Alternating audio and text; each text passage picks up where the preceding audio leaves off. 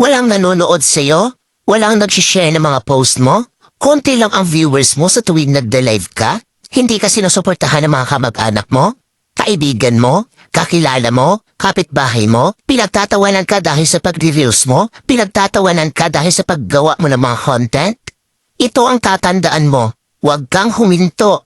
Huwag kang susuko. Huwag kang papaapekto sa sasabihin ng ibang tao tungkol sa'yo. Ipakita mo sa kanila na may mararating ka.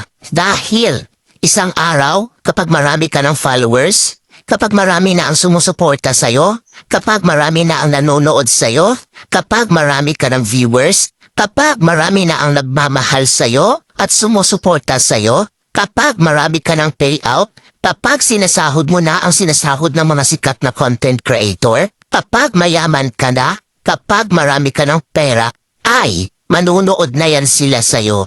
Sila na ang kusang lalap